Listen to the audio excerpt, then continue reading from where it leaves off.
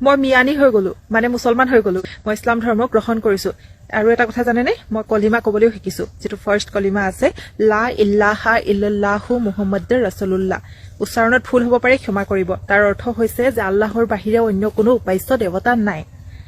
অৰ্থাৎ মই এতিয়া নতুনকৈ গ্ৰহণ কৰিছো ধৰ্মটো মানে মই নিজৰ ধৰ্মৰ পৰা স্থানান্তৰিত হৈছো অন্য এটা ধৰ্মলৈ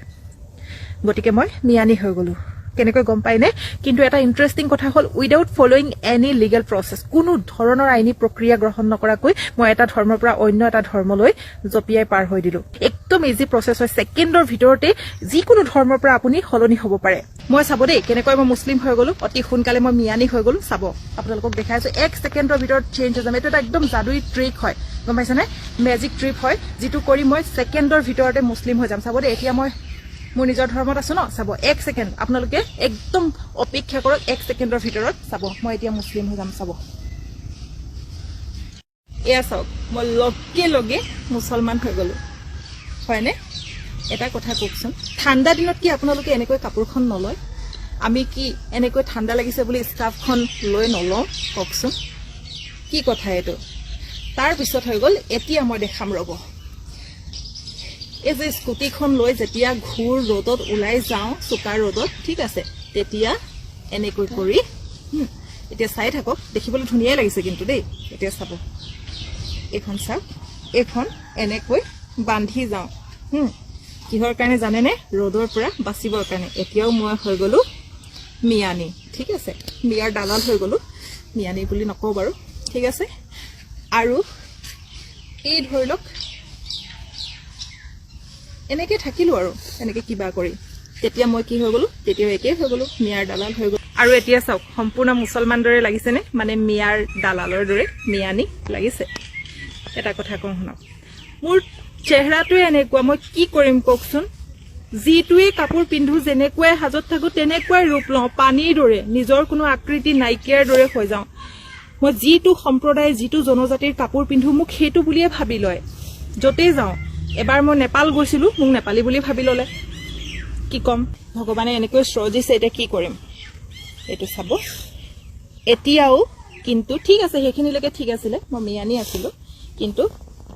এতিয়াও মই মিয়াৰ পৰা আতৰি অহা নাই এই যে গামোচাখন মই মূৰত লৈছো এনেকৈ হেতুটো কিন্তু সকলোৱে মোক গালি পায় হেৰো মহাজ্ঞানী হত মূৰত কাপোৰখন অৰ্থাৎ গামোচাখন লৈ ললে মানুহ কোনো ধৰ্মান্তৰিত হৈ নাযায় এটা ধৰ্মৰ পৰা আন এটা ধৰ্মলৈ জপিয়াই দিয়া কনভাৰ্ট হৈ যোৱা নুবুজায় নিজৰ সকলোৰে ওন চইচ থাকে নিজৰ ইচ্ছাকৃতভাৱে যিকোনো সাজপাৰ পিন্ধিব পাৰে সেই বুলি আপোনালোকৰ এনেকৈ কাৰোবাক সমালোচনা কৰাৰ প্ৰয়োজন নাই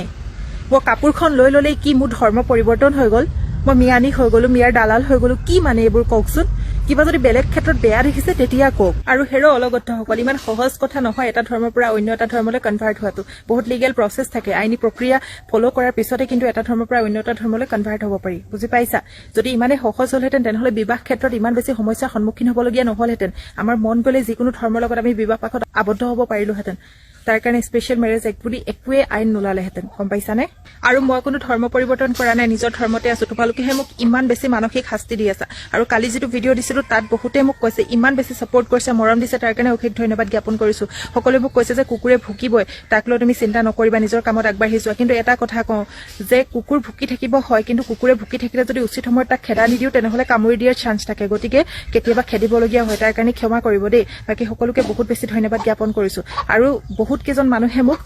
ইনবক্সত মেছেজ কৰিছে আৰু কৈছে যে মূৰত উৰণিখন লোৱাৰ কাৰণে তোমাৰ ইমান বেছি সমস্যা হৈ আছে উৰণিখন লবলৈ বাদ দি দিয়া তোমাৰ বিতৰ্ক শেষ সমালোচনা শেষ কিয় বাদ দিম গামোচা লৈ আছো যিকোনো উৰণি লৈছো চাব আৰু দীঘলকে লম এয়া চাওক এতিয়া কিবা সমস্যা হৈছে নেকি কাৰোবাৰ আৰু দীঘলকে লম যেতিয়া মোৰ মন যায় তেতিয়া লম যেতিয়া মন নাযায় মই নলওঁ গতিকে শুভাকাংক্ষী হিচাপে এটাই অনুৰোধ কৰিম কোনো এজন ব্যক্তিৰ ওপৰত নাইবা কোনো এটা সম্প্ৰদায়ৰ ওপৰত বিৰূপ মন্তব্য কৰি থকাতকৈ নিজৰ কামত মনোযোগ দিয়ক চাবচোন আপোনাৰ নিজৰে উন্নতি হোৱাৰ লগতে সমাজখনৰ পৰা এটা বেয়া বস্তু কমি যাব ধন্যবাদ জনাইছো ভুল হলে ক্ষমা কৰিব